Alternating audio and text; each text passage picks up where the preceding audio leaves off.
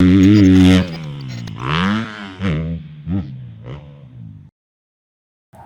we talk about Chase Sexton for half a second? Yeah. What is happening? I mean, it's 3 weeks in a row. Well, basically a whole season so far of I have the win and then you fall.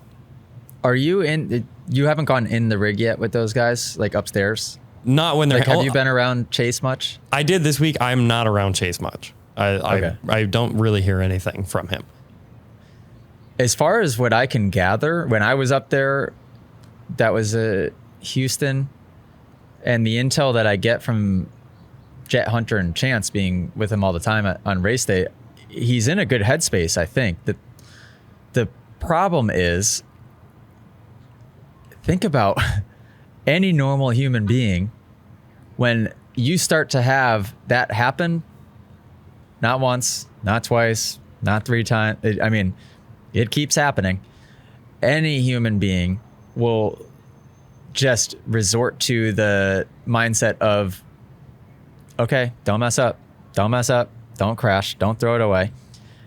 And that leads to throwing it away. I mean, he is not a normal human. He's a very, very, very, very high level athlete. So there's a chance that he's not in that mindset, but I would tell you what, that would be very difficult to not be in that mindset. I mean, of course, this is all speculation, right? The crashes that he's having are weird. Well, so here's the deal. This is all speculation, but here's what we know, right? We know Sexton's technique is like darn near perfect. Okay. We also know that his fitness is unbelievable. I think he's probably the most fit guy there. Because like fitness is like his favorite pastime activities. You know what I mean? So he's a fit dude. The fitness is there. The technique is unbelievable. He keeps saying his bike is great. And I believe it is. Like 99% of the time, bike looks great. Which leaves the mental thing. It's all it leaves, right? That's the only thing. It does. And Dazzy talked about this a little bit today. He said, watch the way that Chase even went around the first corner on the whole shot in the main event. Like, he goes, Chase is riding that track to the limit. And he's like, he's riding that bike to the limit. He said sometimes the way that he corners, he's so much on the sidewall of that tire, he's like, it almost shouldn't work. So, and we were talking about that today a little bit. That could be it. I mean, I talk about this at class often. And Carmichael actually mentioned it in regard to the left-hand turn that Hampshire crashed in. I don't think he was talking about it in that circumstance, but he said that the turn was really inviting and that it had a good kind of apex to it and the rut wasn't super deep. But the problem was the rut wasn't deep enough. So that means it has a limit. You can only lean the bike over so far before you're not at your limit or even the bike's limit, you're at the track's limit to where you will skate out of that rut. There's also times where you're at the bike's limit where you can only hit something so fast because the bike needs time to compress and unload or to whatever. He very well could be riding at that limit often, right?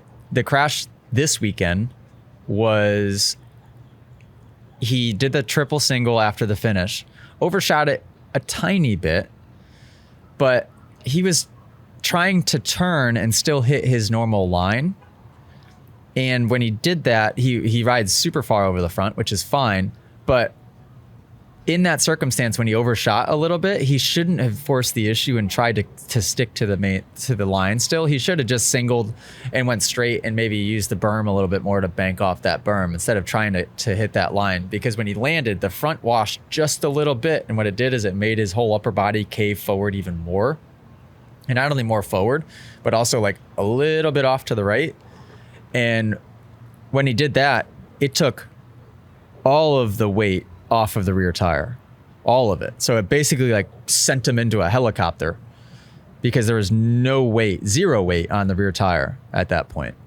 It's like such a subtle thing where I guess you would put that into the mindset category because, okay, if you overshoot something and you know you have to time it perfect to be able to get this line, then you have to have the patience to not hit the line for one lap. Right? It's just, I don't know. I think I talked about it with Tomac in one of my breakdown videos a couple of weeks ago. You have to be careful when you're riding at Tomac and Sexton's pace. They are at that limit, and you cannot be complacent. You cannot take for granted or not respect the track and the bike at all times. There can't be one section that goes by where you're just like, screw it, we're going for it. No, because they're riding so fast that it just doesn't work that way. You will end up on the ground. What's the points difference? 7. I have actual hope. I feel like in years past, like last year watching him do that, or the year before in the 450 watching him do that, it was to the point where I'm like, oh man, this isn't good. But for some reason right now, I'm like, all right, I feel like he's remaining positive. It's just, yeah, how many times can something happen and then you not go down that negative spiral of, okay, from going to like, okay, I'm going to win this race to don't throw it away. Yeah, I mean, mean, those are two very different mindsets. Now, it was interesting to watch. I tried to watch the press conference before this. Because what's interesting about the 450 guys in the press conference is they walk from the track basically to the press conference, and the 250 guys go second. So the 250 guys like have the whole main event and then the whole 450 press conference before they have to go and talk. And the 450 guys don't have any time at all to kind of like cool down or whatever. And he was bumming, like Oh, was he? Yeah, and because everyone was just drilling him, like. Because again, it's like, this happened again. Like, why does this keep happening? And it was actually kind of cool to see. So like Sexton was kind of getting drilled a little bit. And then Eli was asked a question about Sexton. And I forget what the question was exactly, but it was kind of one of those where it was like, could have threw him under the bus, or it was almost like, were you surprised to see that he fell? Like, that's not what he said, but that's kind of what it came off as. And Sexton like leaned back in his chair and just like couldn't believe it or whatever. And Eli was like, could have been me. It was like, it could have been any of us. That track was hella sketchy, and like Sexton just like, you could just see like the weight come off his shoulders, of like, I was like, oh, it was actually really cool to see.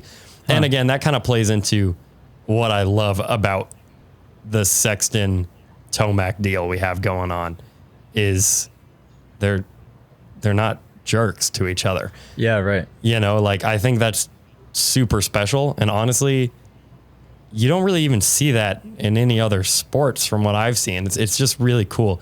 But another bummer day. No, like I couldn't believe it. So now he and Webb are tied in the points. Yeah, -7, I think, which is cool. Yeah. I didn't even realize that actually until this week, that the points were that close between not just 2 guys, but 3 guys. So they were closer last week. That's sweet. Yeah. That's sweet. Oh, I can't wait. They all have momentum in their own way. It's not leaning towards any one person at this moment, which for fans is exciting because that means that anything can happen.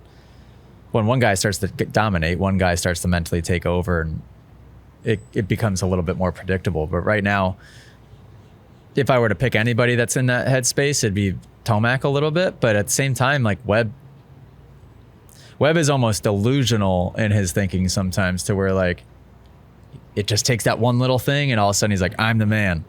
You know what I mean? Mm-hmm. Where for a normal person, it takes a lot more than just that. And then Sexton is just clearly just going ridiculously fast. So it's easy to have the confidence. If you guys enjoyed this podcast clip and you want to listen to full episodes, go download them. Spotify, Apple Podcasts, and I think that's it. Go download them there. Give them a listen. If you want to watch full episodes, which I tell you what, it's even better to do that, go to club.themotoacademy.com, because Moto Academy subscribers inside of the app have exclusive access to watch the entire episodes. And not only that, the subscribers actually can send in their questions to be answered on the podcast as well. club.themotoacademy.com. Go subscribe.